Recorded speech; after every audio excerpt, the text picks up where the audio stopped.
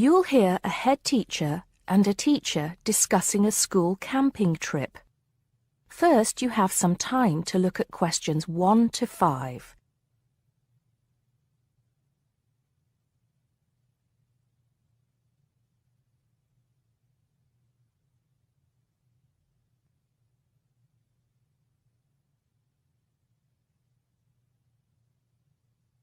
Now we shall begin. You should answer the questions as you listen because you will not hear the recording a second time. Listen carefully and answer questions 1 to 5. Good morning, Mr. Thompson. Can I speak to you for a moment? Of course, Jamie. Come in. Have a seat. I've just finished looking through the reports for this term. It looks like the pupils are doing very well. Yes, I think they are. It's all going fine. So, Jamie, what's on your mind? Well, I've been thinking about next month's camping trip, the one for Year 10. Yes, we've got it scheduled for the 23rd to the 26th, if I'm not mistaken. Actually, I think it's the 24th to the 27th. Let's just check. Oh, right. Yes, you're right. So... Well, I've been thinking about how we might possibly make this year's event even better than last year's. Not that last year's wasn't great, but... Suggestions for improvement are always welcome, Jamie. So, what have you been thinking about? Well, to tell the truth, I wasn't completely happy with the camp we used last year. It was rather small, and I didn't feel that the grounds were particularly well kept. Go on. I did some searching, and I think I found the perfect spot. It's called Shepton Meadows, and... Is that the campsite in the Lake District? No, actually it's just outside Carlisle. It's a huge site, and it's on a lovely lake, Lake Brant, I believe it's called. Half the site is forested, and the rest, the actual camping area, is grassy. For kids that rarely get to see anything more than concrete, it's ideal. And the facilities are amazing. There's a basketball court, a large pool, and a football pitch. There are well-marked trails through the forest for hiking, and the lake is there for swimming and other water sports. I believe there's even a lifeguard service. That sounds like it might suit our purposes perfectly. Did you happen to find out about availability and cost? Yes, as a matter of fact, I did. I called them yesterday evening, and there are plenty of spots available. And because we're a non-profit organisation, they said they would give me a reduction in the price. If I remember correctly, we paid £5 a head last year. Yes, per night, right? Yes, each child paid £10 for the 2 nights. Well, at this campsite, it's only £4 per night. And they told me that if we had over 50 children, which we do, they could give us a further 10% off. That's very reasonable, isn't it? Well, from what you've told me, I think we should probably go ahead and book. Excellent. I'm sure the children will love it. I'm sure they will. Before you hear the rest of the conversation, you have some time to look at questions 6 to 10.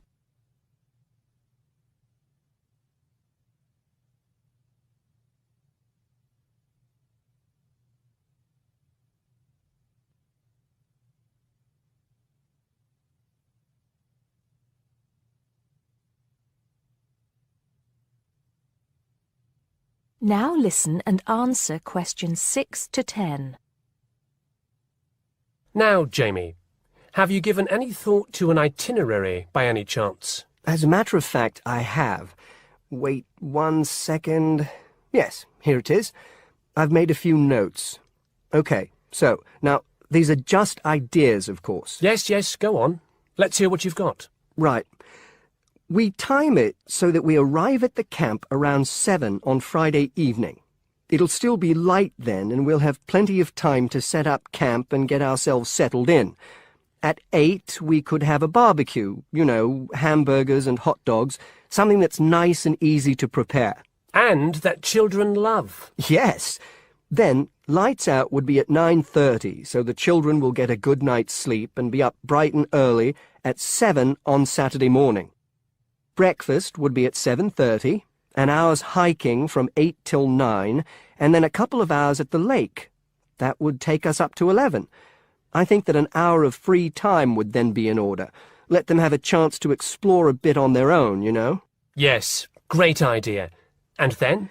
Let's see, a picnic lunch at 12, and then sports in the afternoon till 4. Another swim until 5, and then supper. After clean-up, around 6:30, we could have a talk-back session, where the children get a chance to discuss their day and anything else they might have on their minds. Then a campfire and sing-along at 8, back to the tents at 9:30, and, well, that takes care of Saturday. Excellent, excellent. That would certainly keep them busy. What about Sunday? Sunday, right. As on Saturday, same wake-up and breakfast times, and then I thought we could go on a bit of a day trip. There are some caves about an hour's walk from the camp, which I thought the children might find interesting. We could leave at 8, which would mean we'd get to the caves at 9. They could explore for a couple of hours, and we'd head back at 11. 12 o'clock would see us back at the meadows. An hour's swim, and then lunch at 1. Then we could have organised games in the afternoon until supper at 5. It would take us an hour to clean up our sites and pack up. We'd be on the buses at 6 and all set to head back into the city. Well now, you've certainly put a lot of thought into this, Jamie, and it's paid off. I think it sounds wonderful. I can't think of a thing that needs to be changed. Let's go for it. Brilliant! I'll get the itinerary printed up and put it up on the notice board this afternoon.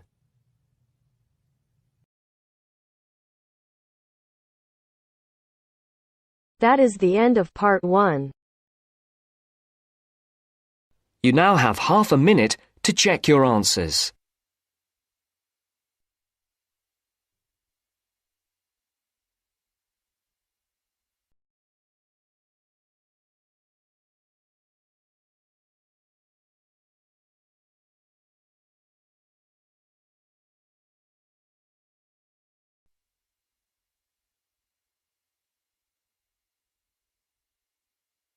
Now turns to part 2.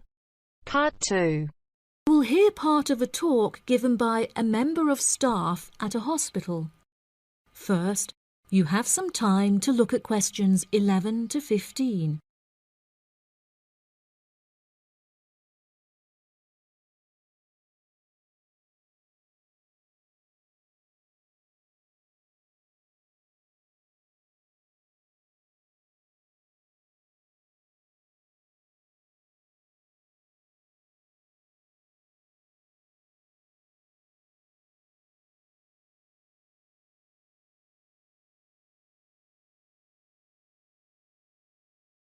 Now listen carefully and answer questions 11 to 15.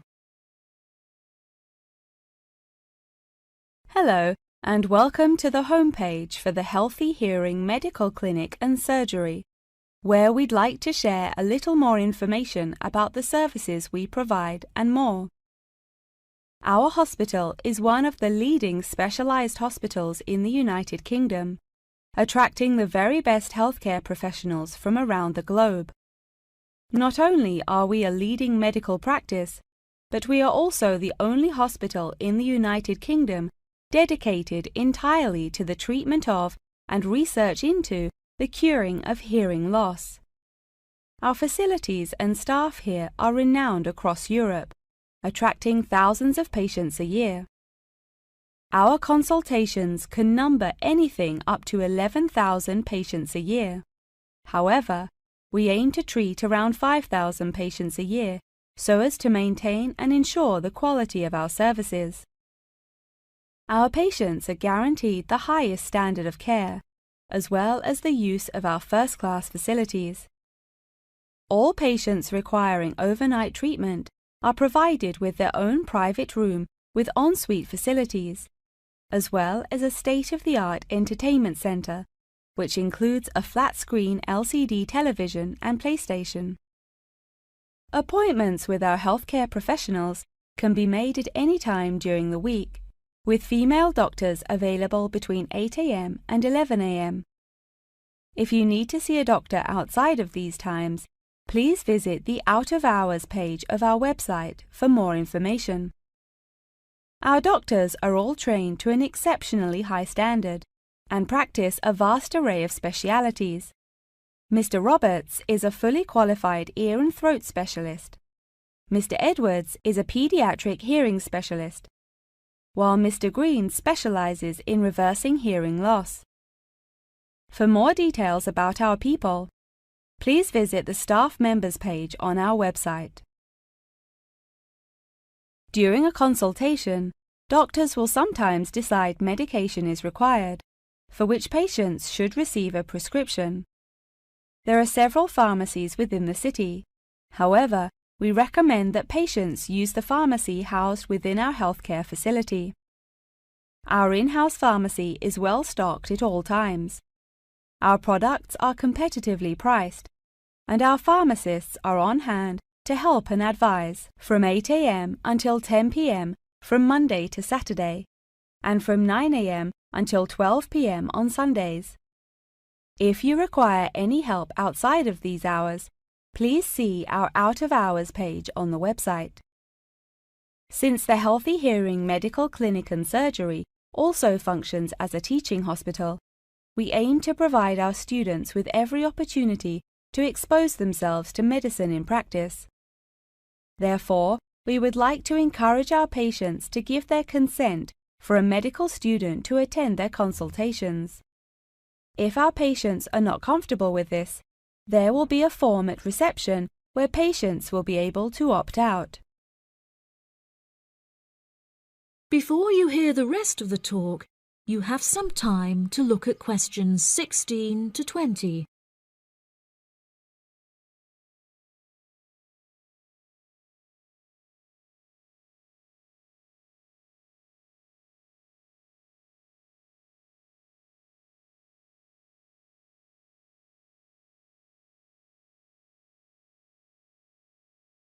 Now listen and answer questions 16 to 20. Now, please look at the map I've given you of the Healthy Hearing Medical Clinic and Surgery. For those not familiar with our practice, reception can be found through the main door at the end of the corridor. If your consultation is booked with Mr. Green, you need to go through the main door and turn right by the nurse's desk, and his office is at the end of the corridor on your left-hand side. If you need to alter any of your personal details, please visit our secretary at the Office for Medical Records, which you will find next to the therapy room. If you're awaiting surgery, please first check in with reception before taking the first door on the right after you enter the clinic. Finally, in the event that you feel disappointed with any of the services we have provided, or have any further questions, please locate our manager's office, which can be found near the Office for Medical Records and between two closets. If you have any more questions about the Healthy Hearing Medical Clinic and Surgery, please do not hesitate to contact us on 01 256 111 111. That is the end of part 2.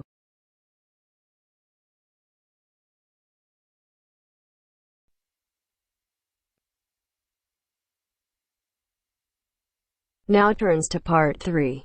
Part 3. You will hear a conversation between a tutor and two students, Amanda and Jake. First, you have some time to look at questions 21 to 25.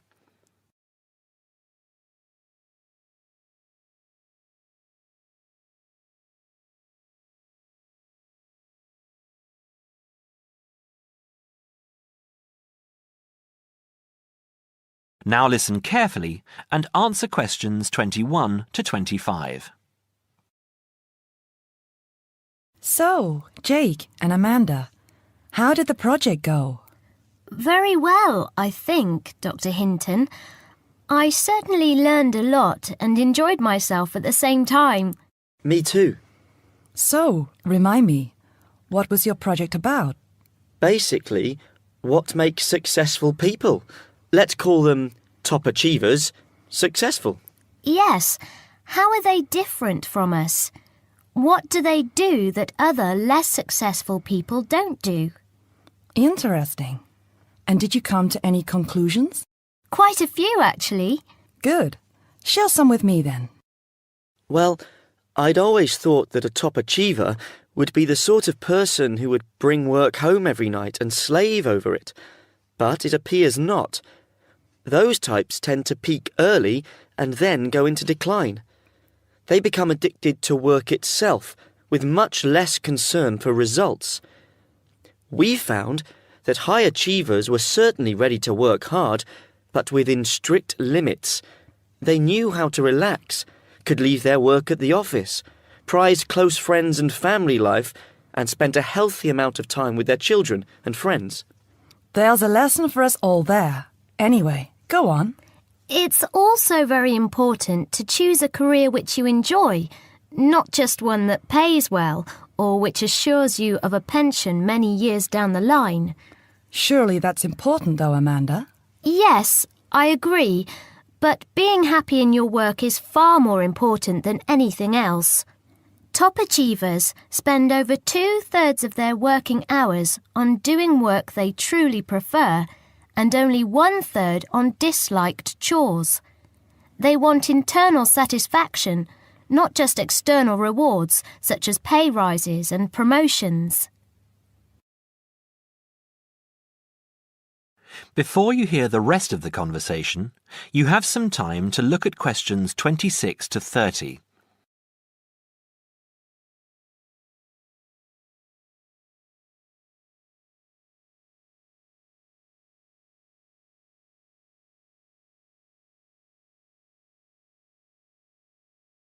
Now, listen and answer questions 26 to 30.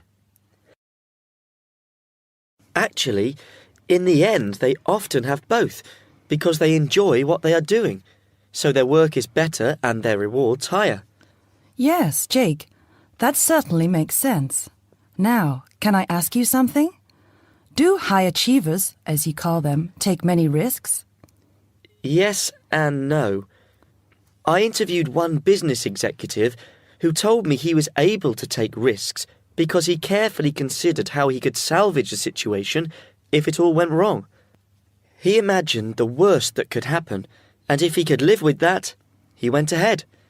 If not, he didn't take the chance. Other people prefer to stay in what I heard described as the comfort zone setting for security, even if it means settling for mediocrity and boredom too. Would you call top achievers perfectionists? Contrary to what I expected, no, I wouldn't. We came to the conclusion that a lot of ambitious and hard-working people are so obsessed with perfection that they actually turn out very little work. I happen to know a university teacher, a friend of my mother's, who has spent over 10 years preparing a study about a playwright. She is so worried that she has missed something, she still hasn't sent the manuscript to a publisher. Meanwhile, the playwright, who was at the height of his fame when the project began, has faded from public view. The woman's study, even if finally published, will interest few people. So, what has this got to do with top achievers? Well, top achievers are almost always free of the compulsion to be perfect. They don't think of their mistakes as failures. Instead, they learn from them, so they can do better next time. Well, would you call them competitive? High performers focus more on bettering their own previous efforts than on beating competitors. In fact, we, came to the conclusion that worrying too much about competitors' abilities and possible superiority can be self-defeating. Yes, and we found that top achievers tend to be team players rather than loners. They recognise that groups can solve certain complicated problems better than individuals and are eager to let other people do part of the work. Yes, loners, who are often over-concerned about rivals, can't delegate important work or decision-making. Their performance is limited because they must do everything themselves. Well, it looks as if you two have done a thorough job and learned something into the bargain too. Now, there are just a couple of points I'd like to clarify with you. That is the end of part 3. You now have half a minute to check your answers.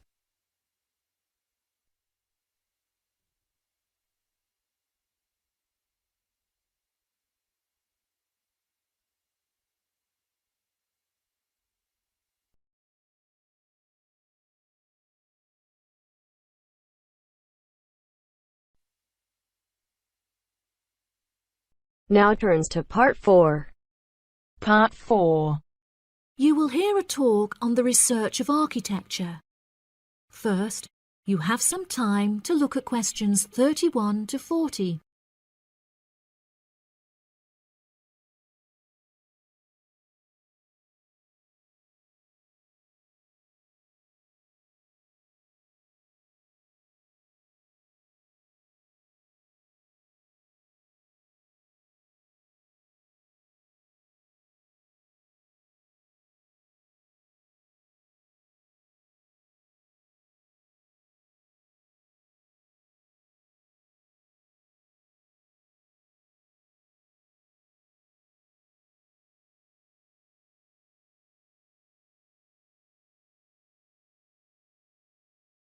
Now listen carefully and answer questions 31 to 40.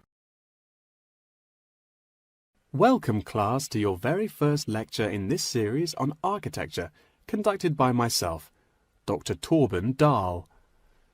Today we will be looking into the relationship between climate and architecture, where I will be giving you a critical overview of the main climate influences that shape the design of buildings. Throughout this lecture series, we will be looking at the latest research into climatic design carried out by experts in the field, in addition to case studies and examples drawn from modernist practice, both in cities and rural areas.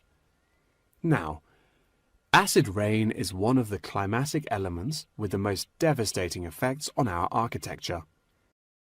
The chemicals in acid rain can cause paint to peel, corrosion of steel structures such as bridges, and erosion of stone statues.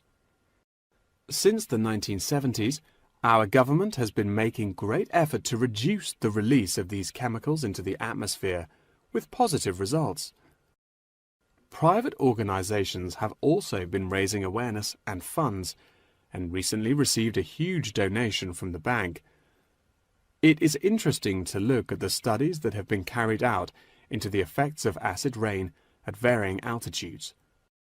Research has shown that there are lower levels of acid in the damaging pollutants at higher altitudes, meaning that skyscrapers are much less vulnerable to the negative effects, as they are exposed to acid rain with far lower levels of damaging pollutants. Recently, the ALTA project was founded to carry out further research into acid rain. This project is directed towards studying the effects of acid rain on old, traditional buildings of stone construction that are vulnerable to damage caused by acid rain. Masonry is particularly vulnerable as it is easily corroded and weakened by the acidic chemicals. It is imperative that we protect these buildings, as they are valuable examples of our history and culture.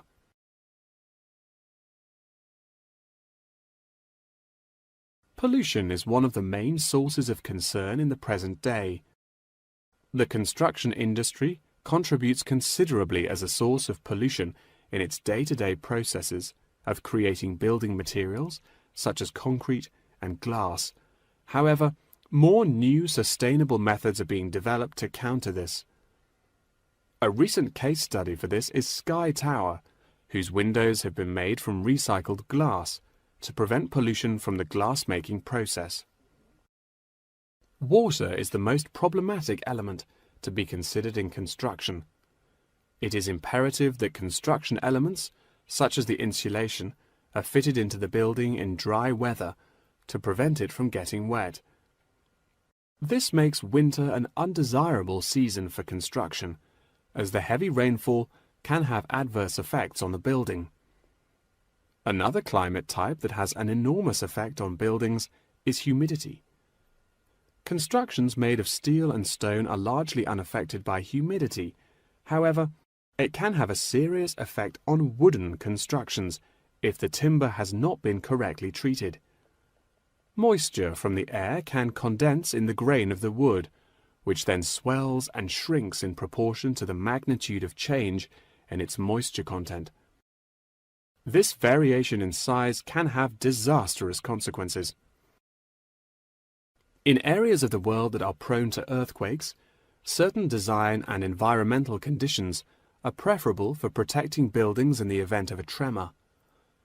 Engineers have come up with numerous building procedures to help minimize shaking in buildings. For example, tall buildings have height restrictions and counterweights, and multi-story buildings have reinforced floors and walls. Ground conditions are a cause for worry in many constructions, as often the soil is of the wrong density to protect the foundations. Luckily, technology has now been developed that can help to minimize damage by earthquakes. Seismic sensors can give prior warning when an earthquake is about to happen, so that preparations can be made to protect both the people and the buildings from harm. The movement of building structures can now also be measured and monitored over time by architects. It has been expressed by architects within the design community that it would be valuable to be given special courses for designing buildings within earthquake zones. Guidelines are also expected to be produced by the government in the near future that will give architects a universal checklist to follow. That wraps up the lecture for today. Please remember that attendance is mandatory. That is the end of part 4.